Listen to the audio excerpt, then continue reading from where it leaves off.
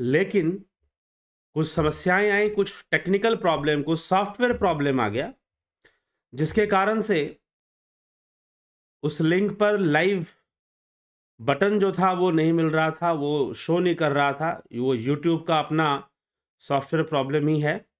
तो चलिए कोई बात नहीं, हो जाती हैं, मानवीय चीज़ें हैं, मशीनी चीज़ें हैं, तो स्वाभाविक सी बात है कभी-कभार ऐसा हो जाए।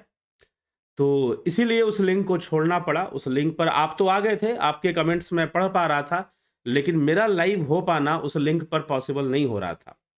तो इसलिए ये लिंक को चेंज करना पड़ा और आपको कहना पड़ा कि आप इस लिंक पर आइए, दूसरे लिंक पर आइए। तो फिर से शेड्यूल कर कर एक नया लिंक के थ्रू अब हम जो है चर्चा को आगे बढ़ाएँगे।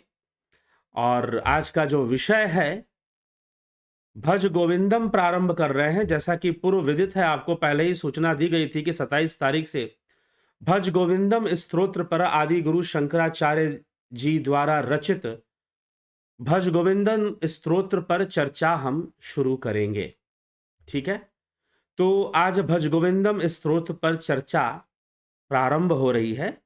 इसमें भज गोविंदम स्तोत्र में आदि गुरु शंकराचार्य किन परिस्थितियों में कौन सी बात कहते हैं, किन परिस्थितियों में कौन सी बात कहते हैं, उस पर हम फोकस करेंगे। अब पहले भी मेरे ख्याल से अब सभी लोग, जो लोग उस लिंक पर थे, अब इधर आ चुके होंगे निश्चय ही। तो चलिए, तो कार्यक्रम को हम आगे बढ़ाएंगे और चर्चा करेंगे।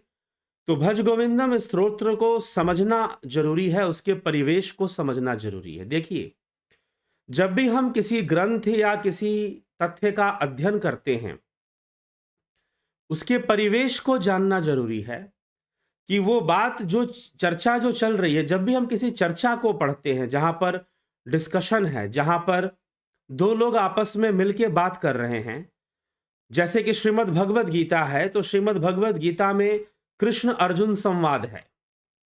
कृष्ण और अर्जुन का संवाद, भगवान कृष्ण अर्जुन को कुछ बातें समझा रहे हैं। अर्जुन के कुछ संशय हैं, कुछ डाउट्स हैं, जिसको वो क्लियर करने में लगा हुआ है, और वो प्रश्न भी कर रहा है और भगवान श्री कृष्ण उसको उत्तर भी दे रहे हैं। अर्जुन अपना पक्ष भी रख रहा है, मात्र प्रश्न ही नहीं कर रहा, वो तर्क भी कर रहा है कि ऐसा करने से ये पाप होता है, वैसा करने से वो पाप होता है, ऐसा मुझे उचित लगता है, ब्रह्मचारी बन जाना मुझे उचित लगता है, युद्ध करना इस समय मुझे उचित नहीं जान पड़ रहा। और इस तरह की बातें अर्जुन कहता है, लेकिन श्री कृष्ण उसे शास्त्र सम्मत ढंग से उसे समझाते हैं और उसे बताने की कोशिश करते हैं। तो वह एक पूरा परिवेश है। परिवेश में क्या-क्या है? वह किस स्थान पे हैं? तो वो कुरुक्षेत्र की युद्ध भूमि में हैं। युद्ध अभी शुरू नहीं हुआ है, बस शुरू होने वाला है। बस शुरू होने वाला है। तो युद्ध वहां पर शुरू होने वाला है और उसको शुरू होते ही उसे संशय, वह मोह ग्रसित हो जाता है, अवसाद से ग्रस्त हो जाता है, और तब अपनी बात श्री कृष्ण के समक्ष रखता है और फिर श्री कृष्ण भगवान बताना शुरू करते हैं और श्रीमद् भगवद गीता की ये चर्चा होती है। तो कई लोग ये भी प्रश्न करते हैं कि इतनी लंबी चर्चा उन्होंने कैसे कर दी? लंबी आपको लग रही है क्योंकि संस्कृत आपके लिए थोड़ी कठिन भाषा है। उनकी तो बोलचाल की भाषा थी, ठीक है? और वो उस समय में जो युद्ध होता था, वो कोई घोषणा के साथ युद्ध होता था, अचानक से कोई लड़ना शुरू नहीं कर देता था, ठीक है? तो इसीलिए सारी बातें अपने आप में उस परिवेश में कही गई हैं। एक युद्ध का परिवेश है, दो राजपुरुष हैं कृष्ण और अर्जुन जो आपस में चर्चा कर रहे हैं, ठीक है? तो ये सारे परिवेश को समझेंगे हम, तो शायद हम ज्यादा सटीक अर्थ समझ पाएंगे श्रीमद् भगवद गीता का। नहीं तो लोग एक एक शब्द के, स्वधर्म है, स्वधर्म की चर्चा भगवान कृष्ण अर्जुन से कर रहे हैं, तो स्वधर्म को ना जाने लोगों ने कितने अर्थ निकाल के रखे हुए हैं। परधर्म का और कई बातों का, राजविद्या का, अनेक शब्दों के अनेकों अर्थ लोग निकाल देते हैं। हमें कभी नहीं भूलना चाहिए कि वो चर्चा किस परिवेश में हो रही है। वैसे ही आज भज गोविंदम स्तोत्र पर हम चर्चा शुरू कर रहे हैं। तो भज गोविंदम स्तोत्र किस परिवेश में, किस परिस्थिति में, किस माहौल में आदि गुरु शंकराचार्य ने शुरू किया बोलना, समझाना, उसको भी समझना जरूरी है। विवेक चूड़ामणि का क्या परिवेश था? तो विवेक चूड़ामणि के अंदर क्या परिस्थितियां थी? तो शिष्य और गुरु एक दूसरे के सामने बैठे हुए हैं। गुरु कुछ बातें समझा रहे हैं और फिर शिष्य प्रश्न करते हैं कि हमारी मुक्ति कैसे होगी और हम कैसे अपने आत्म साक्षात्कार को कर पाएंगे और इस संसार बंधन से हम कैसे मुक्त हो पाएंगे। हे गुरुदेव, आप हमें वो मार्ग बताइए। तो ऐसा प्रश्न करने पर आदि गुरु शंकराचार्य ने जो विचार दिए हैं, जो शिक्षाएं दी हैं, जो गूढ़ आध्यात्मिक रहस्यों को प्रकट किया है, वह सब विवेक चूड़ामणि के अंतर्गत आता है। तो वह एक बहुत ही शांत माहौल है, एक बहुत ही शांत परिवेश है, जहां पर शिष्य भी स्थिरता से बैठा हुआ है, गुरु भी स्थिरता से बैठा हुआ है। और शिष्य इस उद्देश्य से गुरु के पास गया है कि मेरे संशयों को दूर करें, मेरे संशय खत्म करें और मुझे आत्म साक्षात्कार करवाएं, मुझे ब्रह्म ज्ञान का मार्ग दिखाएं। शिष्य ये मांग कर रहा है। बहुत सारी बातें शिष्य पहले ही समझ चुका है, बहुत सारी बातें शिष्य पहले ही जान चुका है। इसीलिए आदि गुरु शंकराचार्य शिष्य को कहते हैं कि धन्य अस्तु, कि तुम धन्य हो, तुम्हारे मन में ब्रह्म जिज्ञासा प्रकट हुई है, तुम्हारे मन में ब्रह्म जिज्ञासा प्रकट हुई है, तुम ब्रह्म की ओर आगे बढ़ना चाहते हो, तुम धन्य हो। और अपने शिष्य को वो धन्य कहते हैं, अपने शिष्य को कल्याणकारी कहते हैं कि तेरा प्रश्न बड़ा कल्याणकारी है और तू धन्य है कि तूने ऐसा प्रश्न किया है।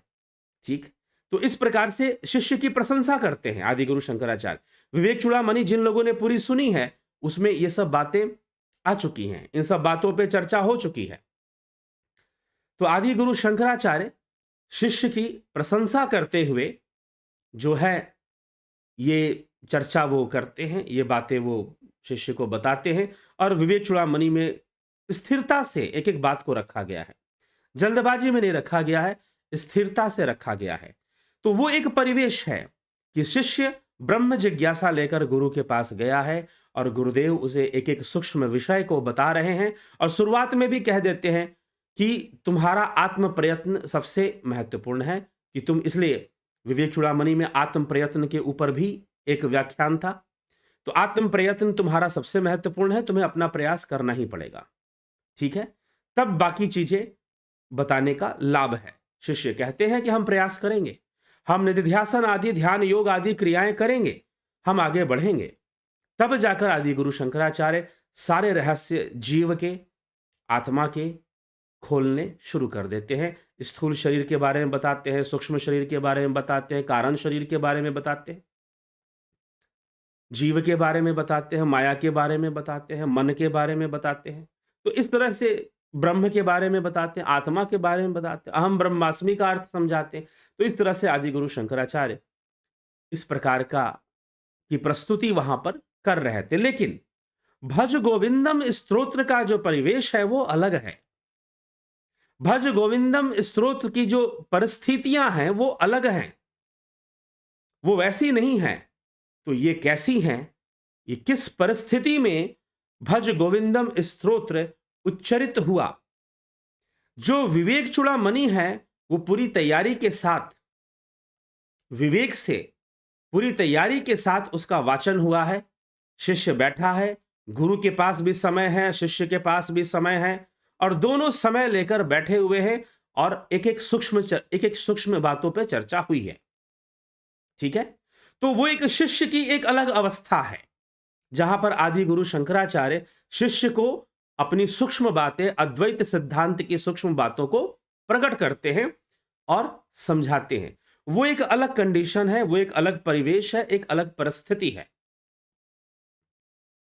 ठीक, लेकिन भज गोविंदम स्तोत्र जिस माहौल में और जिस परिस्थिति में आदि गुरु शंकराचार्य के मुखारबिंद उच्चरित हुआ, ये उच्चरित हुआ, वहां पर पूरी तरह से जो समझने के लिए तैयार है उसको समझाया गया है विवेक चूड़ामणि में। लेकिन यहां पर एक साधारण मनुष्य को, जिसके अंदर अभी आध्यात्मिक जिज्ञासा प्रकट नहीं हुई है, एक साधारण मनुष्य को जिसके अंदर आध्यात्मिक जिज्ञासा अभी प्रकट नहीं हुई है, उसको समझाने की कोशिश की जा रही है। और कोई तैयारी नहीं है, कोई प्रिपरेशन नहीं है, कोई माहौल भी नहीं है, बस काशी के गलियों से, वाराणसी की गलियों से, काशी की गलियों से आदि गुरु शंकराचार्य गुजर रहे थे। काशी की गलियों से आदि गुरु शंकराचार्य गुजर रहे थे और गलियों से गुजरते हुए अचानक उन्हें एक वृद्ध ब्राह्मण दिखाई दिया। एक वृद्ध वैष्णव ब्राह्मण, एक वैष्णव ब्राह्मण, वृद्ध ब्राह्मण दिखाई दिया। वो ब्राह्मण दिखाई दिया, वो ब्राह्मण बहुत वृद्धावस्था को प्राप्त हो चुका, लगभग उसकी उम्र 90-97, कमर उसकी झुक चुकी है। कमर उसकी झुक चुकी है, कमर जो है उसकी झुक चुकी है। जो चमड़ी है वो हड्डियों में चिपक रही है, काफी दुबला पतला भी हो गया है और झुके हुए कमर वाले हैं, गाल उसके चिपक चुके हैं। वैष्णव टीका माथे पे लगाए हुए वह वैष्णव ब्राह्मण एक स्थान पर बैठकर कुछ पढ़ रहा है, कुछ अध्ययन कर रहा है।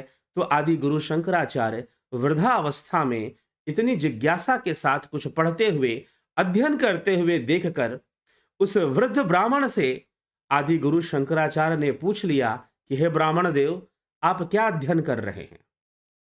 आदि गुरु शंकराचार्य ने उस वृद्ध ब्राह्मण से प्रश्न किया कि हे ब्राह्मण देव, आप क्या अध्ययन कर रहे हैं इस उम्र में, जब आपका एक पैर तो शमशान में है?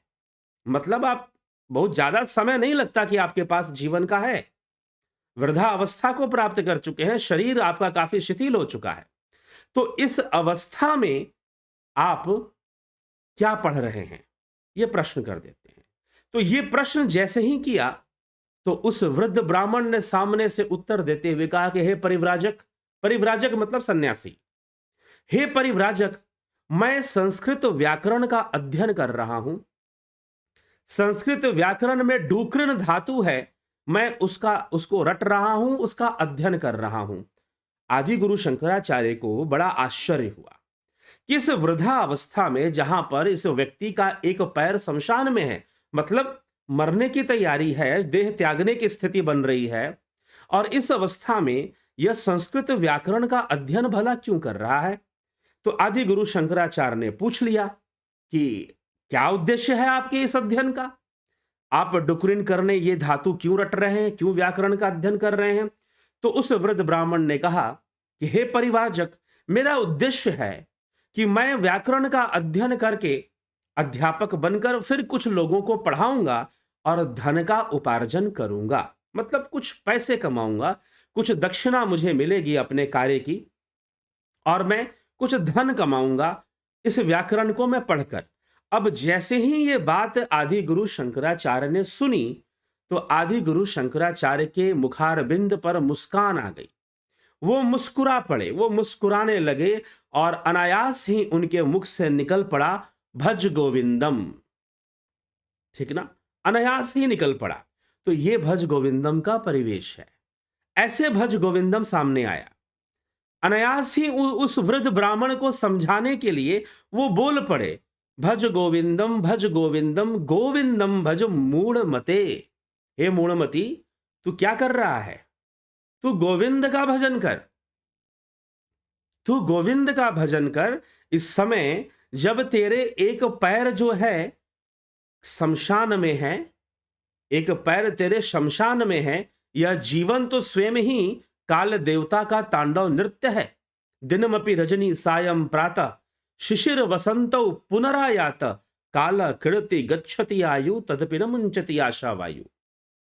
कि दिनमपि सुबह होती है, शाम होती है, जिंदगी यूं ही तमाम होती है। तो आदि गुरु शंकराचार्य इस परिवेश में, इस माहौल को समझिए, इस सीन को समझिए कि वो काशी की गलियों से गुजर रहे थे। एक वृद्ध ब्राह्मण बैठा हुआ संस्कृत व्याकरण का, एक वैष्णव वृद्ध ब्राह्मण बैठा हुआ संस्कृत व्याकरण का अध्ययन कर रहा था। उसे देखकर आदि गुरु शंकराचार्य को जिज्ञासा हुई कि इस वृद्ध व्यक्ति का एक पैर तो शमशान में है और इस समय यह व्याकरण का अध्ययन क्यों कर रहा है?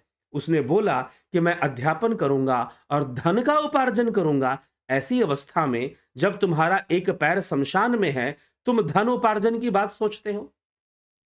लेकिन एक प्रश्न उठता है, क्या भज गोविंदम स्तोत्र में धन उपार्जन के लिए आदि गुरु शंकराचार्य मना कर रहे हैं?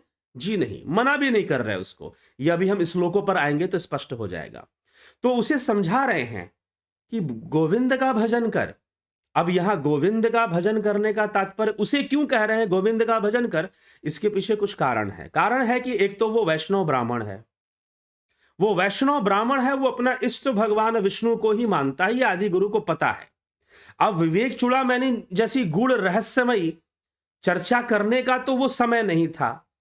वो तो बस चल रहे थे, गलियों से गुजर रहे थे, अचानक से एक वृद्ध ब्राह्मण दिख गया जो कि अध्ययन करने में लगा हुआ, तो उससे जिज्ञासा बस पूछ लिया। और जब पूछ लिया, उनके मुखारबिंद पे मुस्कान आ गया, और जब मुस्कान आई, हंसने लगे, एक व्यंग्यात्मक हंसी आई आदि गुरु शंकराचार्य के चेहरे पर, और उनके मुख से अनायास ही फूट पड़ा भज गोविंदम, अनायास ही फूट पड़ा। तो उस परिस्थिति में वो ये बात कहना शुरू कर देते हैं। तो अब क्या क्या कहते हैं? भज गोविंदम गोविंदम भज मूढ़मते, संप्राप्ते सन्निहित काले, नहीं नहीं रक्षति डोकृण करणे। कि भज गोविंदम, कि हे प्राणी, हे वैष्णव ब्राह्मण, तू इस समय धन उपार्जन की सोच रहा है, तू गोविंद का भजन कर। अब भजन का रहस्य, आज का हमारा टॉपिक क्या है कि मूर्ख कौन है, भजन का रहस्य, और धन कमाओ लेकिन भजन करो। कैसे? इस श्लोकों में हम देखेंगे। भज गोविंदम स्तोत्र के जो मंत्र हैं, श्लोक है वो, तो श्लोक में पद हैं, वो गायकी होती है, इसका गायन होता है। तो वो क्या कहते हैं? तो आदि गुरु शंकराचार्य यही कहते हैं कि भज गोविंदम गोविंदम भज मूढ़मते। तो भजन अर्थात तू गोविंद के साथ, अपने इष्ट के साथ तू एकाकार कर। ये समय तेरा धन उपार्जन का नहीं है, ये धन कमाने का तेरा समय नहीं है। वैसे ऐसा बात भी नहीं है कि वो धन कमाने से मना कर रहे हैं, आगे श्लोक में स्पष्ट हो जाएगा। तो वो कह रहे हैं कि तू गोविंद का भजन कर, हे मूढ़मती, हे मूर्ख प्राणी, तू गोविंद का भजन कर। अब यहां पर एक और शब्द आता है कि भाई मूर्ख कह दिया, मूर्ख कह दिया, तो मूर्ख कौन है? अब यह प्रश्न भी बनता है, क्या उस वैष्णव ब्राह्मण को जो वृद्धावस्था में अपनी वृद्धावस्था की सीमा को छू चुका है, जो वृद्धावस्था भी समझो उसके खत्म होने पर है, एक पैर तो उसके शमशान में है, ऐसी अवस्था में जो धन उपार्जन की बातें कर रहा है, और दूसरी बात कि चलो ठीक है, धन कमाओ, पैसा कमाओ, लेकिन तुम्हें मनुष्य जीवन मिला है, तो मनुष्य जीवन जिस लक्ष्य के लिए मिला है, तुम स्वयं को जान लो, तुम आत्मज्ञान को प्राप्त करो, तुम अपने इष्ट से, तुम्हारे इष्ट गोविंद हैं, तुम वैष्णव ब्राह्मण हो तो तुम्हारे इष्ट गोविंद हैं, तो तुम उनसे एकाकार करो। भजन शब्द का अर्थ है एक होना। भजन का विलोम हो जाएगा विभाजन, मतलब डिवाइड होना, पार्ट पार्ट हो जाना, खंड खंड हो जाना, अलग अलग हो जाना। तो भजन का अर्थ है एक होना, जुड़ना। योग का अर्थ है एक होना। तो भज गोविंदम, तू गोविंद के साथ अपना एकाकार कर ले। इससे पहले कि ये मनुष्य जीवन छूट जाए, इससे पहले कि ये मनुष्य शरीर छूट जाए, तू अपने गोविंद के साथ, अपने इष्ट के साथ तू एकाकार कर ले। और तू इस समय में क्यों इस तरह की बातें करता है कि तू धन का उपार्जन करेगा? धन उपार्जन करना भी गलत नहीं है, लेकिन इस मनुष्य जीवन को प्राप्त करके और एक उम्र बीत जाने के बाद भी जिसको नहीं समझ में आ रहा प्रकृति का खेल, माया का खेल, और फिर भी वो उन्हीं सब चीजों में लगा हुआ है, गोविंद का भजन नहीं कर रहा है, गोविंद का भजन नहीं कर रहा है, आत्म साक्षात्कार की ओर कोई कदम नहीं बढ़ा रहा है, ब्रह्म ज्ञान की ओर कोई कदम नहीं बढ़ा रहा है, वह व्यक्ति क्या है? वह व्यक्ति मूर्ख है। उसको ऐसा नहीं कि मात्र उस वैष्णव ब्राह्मण को वो मूर्ख कह रहे हैं, बल्कि वो उस हर व्यक्ति को मूर्ख बोल रहे हैं। मूढ़मते, जो इस संसार में मनुष्य जीवन को प्राप्त कर लेने के बाद, मनुष्य जीवन को प्राप्त कर लेने के बाद अपने सभी कर्तव्यों को करते हुए, कर्तव्य तो करने हैं, कर्तव्य उसमें आपका धन कमाना भी एक कर्तव्य है, कमाओ धन, लेकिन गोविंद का भजन करो। भज गोविंदम गोविंदम भज मूढ़मते, समप्राप्ते सनहित काले, सनहिते काले नहीं नहीं रक्षति डूकृन करने। फिर आगे क्या कहते, मूढ़ जही ही धनगम तृष्णा, मूढ़ जही ही धनगम तृष्णाम कुरु सद बुद्धिम मनसी वितृष्णाम यद लभसे निज कर्मोपात्तम वित्तम तेन विनोदय चित्तम। हे मूढ़मति, हे मोहित बुद्धि, धन एकत्र करने के लोभ को थोड़ा त्यागो। अपने मन से धन को मत त्यागो, धन एकत्र करने के लोभ को त्यागो। अपने मन से इन समस्त कामनाओं का भी त्याग करो। कुरु सद बुद्धिम मनसी वितृष्णाम, ये जो मन की तृष्णा है उसे खत्म करो। यल्लभ से निज कर्मोपत्तम, अपने कर्म से वित्तम तेन विनोदय चित्तम। बहुत सुंदर लाइन है ये, बहुत सुंदर लाइन है। वित्तम यत्लब से निज कर्मोपात्तम वित्तम तेन विनोदय चित्तम, कि अपने कर्म से, अपने परिश्रम से जो भी धन तुमको प्राप्त है उसमें संतोष रखो और आनंदित हो जाओ। विनोदय चित्तम मतलब विनोद भी करो, तुम आनंद करो। तो इस श्लोक से, दूसरे ही श्लोक में आदि गुरु शंकराचार्य स्पष्ट कर देते हैं कि तुम्हारे पास धन नहीं होना चाहिए, वो ऐसी कोई बात नहीं कर रहे हैं। इसलिए मैं बहुत बारीकी से थोड़ा सा इसके शब्दार्थ पर चिंतन करते हुए आपके सामने यह अर्थ प्रस्तुत कर रहा हूं, क्योंकि बहुत वर्षों पहले, बहुत मतलब लगभग 7-8 वर्ष पहले मैंने किसी महात्मा जी के मुखारबिंद भज गोविंदम की व्याख्या सुनी थी। तो थोड़ी सी मुझे उसमें, मैंने उनसे प्रश्न भी किया था कि ये तो अर्थ नहीं निकलता, क्योंकि उन्होंने कुछ ऐसी व्याख्या की थी जिसमें कि सब कुछ छोड़ो और वन में जाओ या फिर परिव्राजक बन के ही पूरी तरह से रहो, कुछ ऐसा उपदेश था। लेकिन यहां श्लोक में ऐसी चर्चा नहीं है। इस श्लोक के अंदर आदि गुरु शंकराचार्य जो कह रहे हैं कि यत लभसे निज कर्मोपात्तम वित्तम तेन विनोदय चित्तम, कि जितना धन तुम्हारे पास है उसमें संतुष्ट रहो। अपने परिश्रम से, अपने कर्म से तुम धन का अर्जन करो और उस धन में संतुष्ट होकर आनंदित हो जाओ, परंतु तुम गोविंद का भजन करो। धन एकत्र करने का लोभ मत रखो। मतलब जैसे फिर से या डिस्कनेक्शन प्रॉब्लम आ गया था जिसके कारण स्ट्रीम डिस्कनेक्ट हो गया था। तो चलिए फिर यह कनेक्ट हो गया है और अच्छे से कनेक्ट हो गया है, तो आगे बढ़ते हैं और चर्चा को आगे बढ़ाते हैं। तो आदि गुरु शंकराचार्य भज गोविंदम स्तोत्र के पहले श्लोक में कहते हैं कि भज गोविंदम गोविंदम भज मूढ़मते संप्राप्ते सन्निहिते काले नहीं नहीं रक्षति डोकृन करने, कि अंत काल में यह डोकृन करने जो धातु है, जो तू रट रहा है इस समय, वह कभी भी तुम्हारा काम नहीं आने वाला, वो तेरा साथ नहीं देने वाला। इसीलिए तू गोविंद का भजन कर। हे मूढ़मते, तू हे मोहित व्यक्ति, मूढ़मते कहने का मतलब जो मोहित है, संसार की माया से मोहित है, धन लोभ से मोहित है, हे मूढ़मते तू गोविंद का भजन कर, ऐसा उपदेश वो उस वृद्ध ब्राह्मण को देते हैं। फिर आगे अगले श्लोक में समझाते हुए वो क्या कहते हैं, अगले श्लोक में कहते हैं मूढ़ जही ही धनगम तृष्णा कुरु सदबुद्धिम मनसि वितृष्णाम यतलब से निज कर्मोपातम वित्तम तेन विनोदय चित्तम, कि हे मोहित व्यक्ति, धन एकत्र करने में जो तेरा लोभ है उस लोभ को तू त्याग दे, अपने मन से इन समस्त कामनाओं को भी त्याग दे। कुरु सदबुद्धि मनसि वितृष्णाम, तृष्णाओं से अपने मन को मुक्त कर दे, अपने बुद्धि को सद्बुद्धि बना ले, सत्यता के पथ का अनुसरण कर और अपने परिश्रम से यत लभसे निज कर्मोपातम, अपने कर्म से, अपने परिश्रम से जो तू धन प्राप्त करता है उसमें तू संतोष रख और उसमें तू प्रसन्न रहना सीख ले।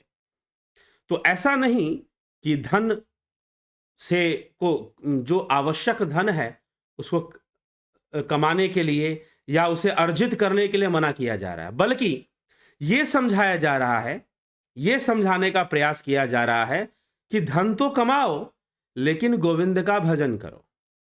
और ये जो तुम्हारी उम्र है इस समय, इस वृद्धावस्था में तुम डोकृन करने धातु रट रहे हो, संस्कृत व्याकरण का अध्ययन इस उद्देश्य से कर रहे हो कि तुम किसी विद्यालय में या तुम अध्यापन का काम करोगे, अध्यापक का काम करोगे, किसी विद्यालय में जाओगे और पढ़ाओगे लिखाओगे और पढ़ा लिखा कर तुम धन कमाओगे। तो तुम ऐसी भावना से, ऐसी सोच से तुम ये कार्य कर रहे हो। इसीलिए कहा कि भज गोविंदम मूढ़मते, मूढ़मते एक शब्द कह के इस प्रकार से कहा। अगले उसमें वो कहते हैं, अगले श्लोक में नारी स्तनभर नाभिदेशम दृष्ट्वा मागा मोहवेशम एतन मांस वसादि विकारम मनसि विचिन्त्य वारम वारम। स्त्री शरीर या स्त्री का पुरुष शरीर के प्रति मोहित होना, मत हो वो। अपने मन में निरंतर स्मरण करो कि ये मांस वसा आदि विकारों से ही ये शरीर बना हुआ है और इसके अतिरिक्त इस शरीर में कुछ भी नहीं है। तो क्योंकि अब ऐसा कहने की आवश्यकता क्यों हुई? क्योंकि जो व्यक्ति धन का उपार्जन करता है वह कहीं ना कहीं विवाह का भी चिंतन कर रहा होता है। तो हो सकता है कि वह वृद्ध ब्राह्मण उस अवस्था में धन कमाकर विवाह भी करना चाहे। यद्यपि उसकी उम्र विवाह की अब नहीं रही, वो अत्यंत वृद्ध हो चुका है, उसका एक पैर तो शमशान में है, ऐसी वृद्धावस्था को वो प्राप्त कर चुका है, लेकिन फिर भी उसके अंदर धन कमाने की जो तीव्र इच्छा है और उस उद्देश्य से इस अवस्था में वह कुछ अध्ययन कर रहा है ताकि पढ़कर दूसरों को पढ़ाकर धन उपार्जन कर लेगा। कुछ इस तरह की स्थिति दिखाई दे रही है। तो आदि गुरु शंकराचार्य कहते हैं कि धन एकत्र करने का मोह खत्म कर दो। जो अपने परिश्रम से तुम्हें धन प्राप्त होता है उसमें संतोष करो और उसमें आनंदित रहो और गोविंद का भजन करो। ये नहीं कह रहे हैं कि भाई हो सकता है उस गरीब ब्राह्मण की कोई मजबूरी हो, उसे धन की आवश्यकता हो। जरूरी नहीं है कि वो माया में ही फंसा हो सकता है उसके पीछे परिवार में कोई कमाने वाला ना हो, कोई कमाने वाला ना हो तो वो बेचारा पढ़ाई कर कर कुछ अध्यापन करेगा, कुछ धन आ जाएगा, परिवार का खर्चा निकलेगा। यह परिस्थिति भी हो सकती है। इसीलिए आदि गुरु शंकराचार्य धन एकत्र करने का लोभ खत्म कर दो, ये बात कहते हैं। इस सेकंड नंबर जो श्लोक है बहुत इंपॉर्टेंट है इसी कारण से। तो आदि गुरु शंकराचार्य ये कहते हैं कि तुम धन एकत्र करने का लोभ खत्म कर दो और अपने मन को शांत करो, तृष्णा से मुक्त रखो और अपने कर्म से, अपने परिश्रम से जो धन तुम्हें मिलता है उसमें संतोष रखो और उसमें आनंदित रहो, आनंद पूर्वक अपना जीवन जियो और गोविंद का भजन करो। भज गोविंदम भज गोविंदम गोविंदम भज मूढ़मते। फिर आदि गुरु शंकराचार्य उसे समझाते हैं कि हो सकता है कि भाई यह व्यक्ति धन अर्जित करेगा फिर कोई नया विवाह कर ले ये बुढ़ापे में, तो वो उसको इस दृष्टिकोण से भी थोड़ा लेते हुए वो समझाते हैं कि तुम नारी देह में आसक्ति मत रखो, नारी देह में कोई आसक्ति मत रखो, या फिर नारी हो तो उसके लिए पुरुष देह में आसक्ति मत रखो। नारी स्तनभर नाभिदेशम दृष्ट्वा मागा मोहवेशम एतन मांस वसादि विकारम मनसि विचंत्य वारम वारम। यह चिंतन करो कि यह जो स्थूल शरीर है, चाहे नर का हो चाहे नारी का हो, यह जो स्थूल शरीर है मांस वसा आदि रक्त मज्जा इन सब चीजों से यह बना हुआ शरीर है। जब भी शरीर को देखो, कितना भी सुंदर स्त्री हो या कितना भी सुंदर पुरुष हो, उसका जो शरीर है वो रक्त मांस मज्जा हड्डियां इन्हीं सब चीजों से तो बना हुआ है और ये दुर्गंध पैदा करने वाली चीजें हैं जिससे कि ये शरीर बना हुआ है। तो ऐसा चिंतन करो और उसे वही समझो, उसके अलावा और कुछ ना समझो। तो इस प्रकार से आदि गुरु शंकराचार्य उस वृद्ध ब्राह्मण को फिर ये बात समझाते हैं। तो ये चर्चा चलती है, ये चर्चा चलती है। तो मूर्ख कौन है जो इस मनुष्य शरीर को प्राप्त करके बहुत कुछ इस माया को देख लेने के बाद भी जो वृद्धावस्था को स्पर्श करने वाला है या स्पर्श कर चुका है या वृद्ध अवस्था में प्रवेश कर चुका है, वृद्ध हो चुका है और यहां तक कि ऐसी अवस्था में जा चुका है कि उसके एक पैर तो शमशान में है, पता नहीं कल अपने शरीर को छोड़ेगा या परसों छोड़ेगा, ऐसी स्थिति तक में इतना वृद्ध वो नजर आ रहा है और फिर वो धन उपार्जन की बातें कर रहा है। गोविंद के भजन पर उसका कोई ध्यान नहीं है, प्रभु भजन पर, योग पर, साधना पर कोई उसका कंसंट्रेशन नहीं है। उस वृद्ध वैष्णव ब्राह्मण को आदि गुरु शंकराचार्य कहते हैं भज गोविंदम गोविंदम भज मूढ़मते, कि इस समय तुम गोविंद का भजन करो, यही तुम्हारे लिए उचित है। फिर वो सोचा होगा उन्होंने कि भाई धन की आवश्यकता तो किसी भी कार्य के लिए पड़ती है, तो ठीक है, हो सकता है इसके परिवार में दिक्कत होगा, परिवार में कुछ समस्या होगी, यह भी परिस्थिति हो सकती है। यह भी हो सकता है कि इसको धन एकत्र करने का लोभ हो, जोड़ने का लोभ होता है कुछ लोगों को कि और जोड़ लूं और जोड़ लूं और जोड़ लूं, ठीक है, तो हो सकता है इसको जोड़ने का लोभ हो। तो उन्होंने दूसरे ही श्लोक में यह बात उस वृद्ध ब्राह्मण को समझाते हुए कह दी। क्या कहा?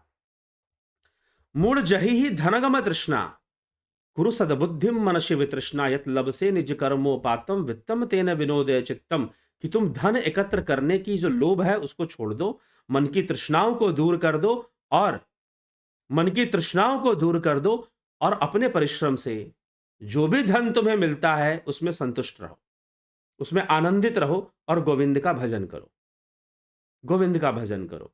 तो कहने का तात्पर्य यह है कि जितना तुम्हें धन तुमने कमाया उसमें तुम्हारा गुजारा चल जाता है, तुम अच्छे से जी लेते हो, उसमें आनंदित रहो और अपना गोविंद का भजन करो। इस प्रकार से आदि गुरु शंकराचार्य समझाते हुए अनायास ही उनके मुख से यह संपूर्ण स्तोत्र, जिसमें 33 श्लोक हैं, 33 पद हैं, 33, तो 33 श्लोकों का है, जिसमें कि 3 श्लोकों को आज हमने कर लिया, 3 श्लोक हमने आज कवर कर लिए। तो प्रथम कि अंत समय में ये व्याकरण काम नहीं आएगा, दूसरा धन एकत्र का मोह त्याग दो, और जितना धन कमा लेते हो अपने परिश्रम से उसमें आनंदित रहो, संतुष्ट रहो, और गोविंद का भजन करो। तो इस प्रकार से आदि गुरु शंकराचार्य ने इस विषय पर चर्चा शुरू कर दी। अब हम एक एक 33 श्लोकों तक हम देखते जाएंगे, अलग अलग श्लोकों में किस किस विषय को वो छेड़ रहे हैं, और एक साधारण मनुष्य को समझाने वाली बातें इसमें हैं। तो क्या क्या समझा रहे हैं भज गोविंदम स्तोत्र में, हम उसको जो है देखेंगे। ठीक है, आने वाले लाइव में, कल के लाइव चर्चा में भी हम उसको देख लेंगे, और आगे बढ़ते हुए क्रम में चर्चा होगी। तो आइए अभी आपके कमेंट्स, आप टिप्पणियों में क्या कहते हैं उस पर भी देख लें। रमेश पेशवानी जी, गोविंद प्रसाद नीमा जी, शंकर प्रसाद जी, कन्हई कुमार जी, उत्पल मन्ना जी, श्वेता कुमारी जी, रतन सिंह जी, कमलेश खैरनर जी, सविता नायक जी, बहुत बहुत अभिनंदन। पिंटू वासवा जी, जयंती भाई दर्जी जी, रूपलाल विश्वकर्मा जी, बलवंत सिंह गोहिल जी, पंकज सोनी, आकाश गुप्ता, अजीत अपराजित, सतीश कुमार, चंदन कुमार साहू, तरुण शाह, विष्णु चंद्र मौर्य, प्रशांत सेठ जी, बहुत अभिनंदन है आप सभी का। राम निवास सिंघल जी, संदीप अरोड़ा जी, पंकज सोनी जी। व्हाट्सएप ग्रुप बनाना चाहिए जिसमें कंट्रोल सिर्फ एडमिन के पास हो, जिसमें आज जैसा अगर कोई टेक्निकल प्रॉब्लम आए तो उसमें सॉल्व कर सके। ठीक है, तो टेक्निकल प्रॉब्लम आए उसमें सॉल्व कर सके, वो व्हाट्सएप ग्रुप से कैसे सॉल्व हो जाएगा? ठीक है, वो तो सॉल्व हो गया, लाइव शुरू हो गया। ठीक है, संयुक्ता पटेल जी, सृजन महंता जी, मिस्टर लवलेश जी, ज्ञावली शर्मा जी, सभी का अभिनंदन है। गोपाल दास जी, उज्जवल छेत्री जी, गुरुजी फ्रॉम भूटान से हैं उज्जवल छेत्री जी, बहुत अभिनंदन है आपका। उषा श्रीवास्तव जी और कल्पना बागड़े जी, बहुत सुंदर विवेचन है, मेरा मन तो कहता है सुनती रहो। ठीक है, अवश्य सुनिए। थोड़ा सा डिस्टर्बेंस हो गया, एक शुरुआत थी आज। एसपी सैनी जी, रवि यादव जी, बहुत बहुत अभिनंदन है। बीच में डिस्कनेक्शन होने के कारण चैट डिस्कनेक्ट हो गया था, इसलिए इसके आगे एसपी सैनी जी के आगे और रवि यादव जी के आगे, रवि यादव जी के आगे के कमेंट्स मैं नहीं पढ़ पाऊंगा कि मुझे प्राप्त नहीं हुए हैं। आपने किए होंगे, आपने किए होंगे, लेकिन मुझे वो कमेंट्स प्राप्त नहीं हुए हैं, तो उनको मैं नहीं पढ़ पाऊंगा क्योंकि बीच में चैट डिस्कनेक्ट हो गया था, इस कारण से, इंटरनेट डिस्कनेक्ट होने के कारण। तो ये चीजें हैं, तो यह विषय है, और जो टेक्निकल प्रॉब्लम है वो तो यहीं से सॉल्व हो सकती है। कोई दूसरा व्यक्ति बाहर से करेगा तो और ज़्यादा समय लगेगा, जो यहाँ से हो पाएगा वो यहीं से जल्दी हो सकता है। तो इसीलिए उसमें कोई व्हाट्सएप ग्रुप बनाने वाली कोई बात नहीं है, और व्हाट्सएप ग्रुप में किसको ऐड करेंगे किसको नहीं, ये कहाँ से निश्चित होगा भाई? ठीक है, हाँ, जिन लोगों को जानते हैं, जिन्होंने ध्यान योग का कोर्स कर रखा है, उनको तो ऐड कर ही सकते हैं, वो एक अलग परिस्थिति बन जाएगी फिर। तो इसीलिए यह उसका समाधान प्राप्त कर लिया गया और नए लिंक से यह कार्यक्रम शुरू हो गया। तो चलिए इसी के साथ आज विराम देते हैं इस कार्यक्रम को। कल फिर मिलते हैं और भज गोविंदम स्तोत्र की इस चर्चा को हम आगे बढ़ाते हैं, और क्या क्या आदि गुरु शंकराचार्य कौन कौन सी बातें कहते हैं, उस वृद्ध ब्राह्मण को समझाते हुए कौन कौन सी चर्चा करते हैं, उस पर हम चर्चा करेंगे। ठीक है, तो बहुत बहुत आभार है आप सभी का। अगर आपको लगता है कि ये चर्चाएं महत्वपूर्ण है तो आप साथ में शेयर भी कर दिया कीजिए, जरूर लोगों तक पहुंचा दिया कीजिए।